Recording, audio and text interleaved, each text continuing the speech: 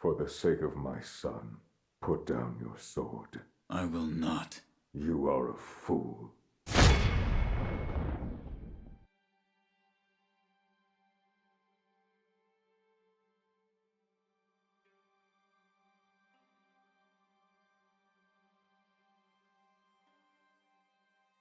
We first learn about Robert early on in our journey through Ashina. While browsing the Memorial Mob Merchant's wares in the Ashina outskirts, we can see an item called Robert's Firecrackers. Firecrackers from across southern seas can be fitted to the shinobi prosthetic to become a prosthetic tool.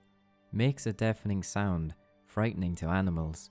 Sold by little Robert and his father to raise funds for their travels.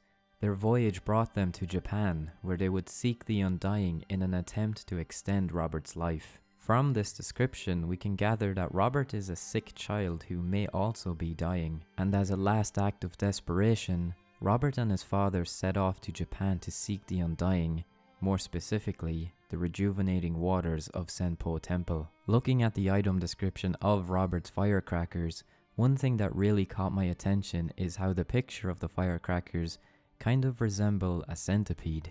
There will be more about centipedes later, but let's get back to the story at hand first. So upon reaching Mount Kongo, Wolf arrives at a bridge that is the only connecting point between Senpo Temple and the rest of the world. There is one other bridge that connects to the grounds of Senpo Temple, however it is destroyed, and I can't help but feel like it is purposely destroyed.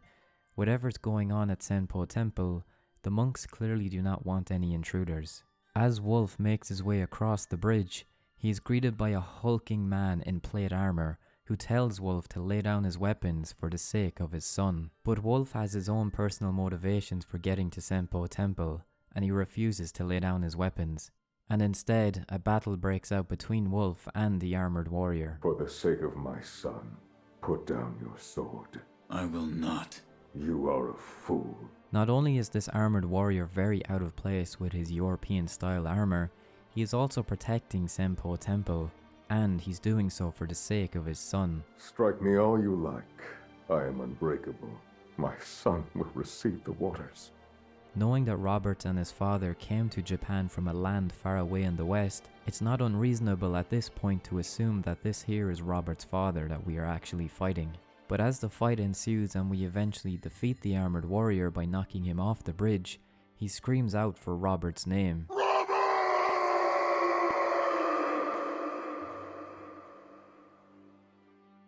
So by killing the armored warrior, has Wolf inadvertently made Robert an orphan, or is there more mystery behind this story? Wolf follows along the path to Senpo Temple, and upon reaching the main hall, he is greeted by an Undying who is infested with centipedes. The immortal centipedes and the infested are a story for another day, but I just thought it was interesting the connections between the immortal centipedes and how Robert's firecracker to me resembled a centipede. Although the connection probably serves nothing more than a cheeky little bit of foreshadowing. The infested priest, however, does share something interesting with us.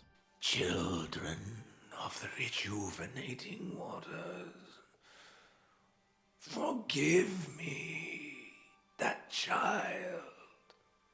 She's the only one left. She must be lonely, trapped in that room by herself. She must be so lonely. He's asking for forgiveness from the children of the rejuvenating waters, and later reveals that there's only one left and that she must be so alone locked up in that room by herself. Wolf continues along with his objective and eventually does find the last remaining survivor of the children of the rejuvenating waters. I am one of the children of the rejuvenating waters, created by those who would stop at nothing to achieve immortality. My false dragon's blood was created by man. Children? So there are many of you. I am the only one who survived the process. The others are laid to rest here. I see.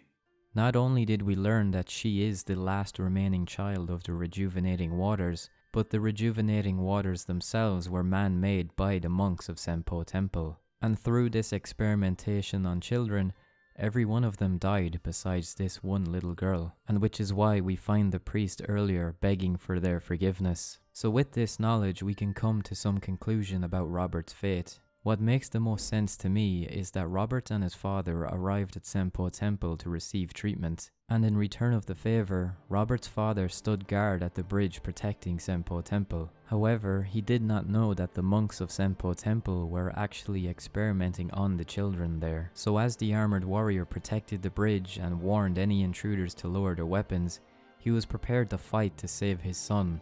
But little did he know Robert had already perished to these experiments. The real tragedy here, however, is as the armored warrior fell from the bridge, screaming his son's name, he probably died with the thought in his head that he had let his son down. But little did he know, the people that he was protecting had already killed his son a long time ago.